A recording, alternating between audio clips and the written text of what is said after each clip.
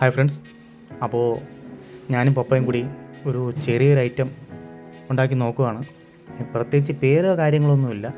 കുറച്ച് പാമോയിൽ ഒഴിച്ചു, അതിനകത്ത് കുറച്ച് കടുകും ഇട്ട് വെളുത്തുള്ളിയും കൊച്ചുള്ളിയും കൂടി ചതച്ചത് അതിനകത്തോട്ട് തട്ടി.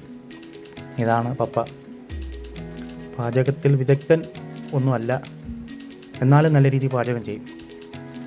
അപ്പോൾ പുള്ളിക്കാരൻ ചീനി വെച്ച് കപ്പ, ചീനിയെന്ന് പറയും നമ്മുടെ ഇവിടെ, ആ സംഭവവും ഇതെല്ലാം കൂടി ഇട്ട് ഒരൈറ്റം ഉണ്ടാക്കി തരാം, എങ്ങനെയുണ്ടെന്ന് നോക്കാൻ പറയും. ഞാൻ വിചാരിച്ചെന്നാൽ ശരി, നമുക്ക് നോക്കാം. അപ്പോൾ കുറച്ചങ്ങോട്ട് ഇത് മൂത്ത് വന്നു കഴിയുമ്പോഴത്തേനും കുറച്ച് കറിവേപ്പില അതിനകത്തോട്ട് പിച്ചിടുക.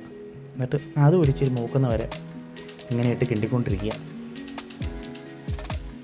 അപ്പോൾ ആരും തെറി പറയരുത്. കാര്യം എന്ന് പറഞ്ഞാൽ അത്രയ്ക്ക് വലിയ ഐറ്റമൊന്നുമില്ല, ഒരു ചെറിയൊരു സിമ്പിൾ ഐറ്റമാണ്. ഇപ്പോൾ ഏകദേശം ആയിട്ടുണ്ട്. അതിനകത്ത് കുറച്ച് മുളകിൻ്റെ വറ്റൽ മുളക് പൊടിച്ചത്, അത് പൊടിച്ചതും കൂടിയിട്ട് കുറച്ച് മിക്സ് ചെയ്തെടുക്കുക. അപ്പോൾ നമ്മുടെ പാചകക്കാരനെ ഒന്നും കൂടി കാണിക്കാം. അപ്പോൾ പുള്ളിക്കാരൻ നമ്മുടെ വീഡിയോയിലോട്ട് നോക്കുന്നില്ല, പാചകത്തിൽ തന്നെ ശ്രദ്ധിച്ചിരിക്കുകയാണ്. അപ്പോൾ ഏകദേശം എല്ലാം ആയിട്ടുണ്ട്.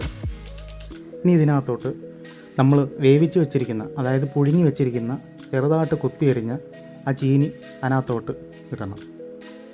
ഇട്ടതിന് ശേഷം നല്ല രീതിയിൽ മിക്സ് ചെയ്ത് കൊടുക്കണം. നല്ല രീതിയിൽ മിക്സ് ചെയ്ത് കൊടുക്കണം. ഈ മസാലയൊക്കെ, അതായത് മസാലയല്ല, ഈ ഉള്ളി, ഈ പച്ചമുളക്, ഈ സംഭവം എല്ലാം കൂടി നല്ല രീതിയിൽ മിക്സ് ചെയ്യണം. മിക്സിങ്ങിനകത്തിരിക്കുകയാണ് എല്ലാ സംഭവവും. അപ്പോൾ നല്ല രീതിയിൽ നമ്മൾ മിക്സ് ചെയ്തെടുത്തിട്ടുണ്ട്. അപ്പോൾ പപ്പ പിന്നെയും മിക്സ് ചെയ്യുകയാണ്. കാര്യം എന്ന് പറഞ്ഞാൽ അത് കറക്റ്റായിട്ട് അതിനകത്ത് സെറ്റായിട്ടില്ലെന്ന് തോന്നുന്നു. അപ്പോൾ സംഭവം റെഡി ആയിട്ടുണ്ട്. ഇത്രയേ ഉള്ളൂ സംഭവം. പിന്നെ ഇതിനകത്ത് നമ്മൾ കുറച്ച് തൈര് ഒഴിക്കും. കുറച്ച്, ഒത്തിരി വേണ്ട, കുറച്ച് തൈര് ഒഴിക്കും. ഈ തൈര് ഒഴിച്ച് ഇത് നല്ല രീതിയിൽ മിക്സ് ചെയ്തെടുത്താണ് നമ്മൾ കഴിക്കുന്നത്. വേറെ ഒന്നുമില്ല. കണ്ടേ, സംഭവം മിക്സ് ചെയ്തതിനകത്ത് വെച്ചിട്ടുണ്ട്. അടിപൊളി ഐറ്റം കേട്ടോ.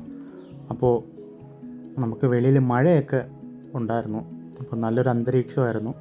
അപ്പോൾ നമുക്കിനി വീണ്ടും കാണാം.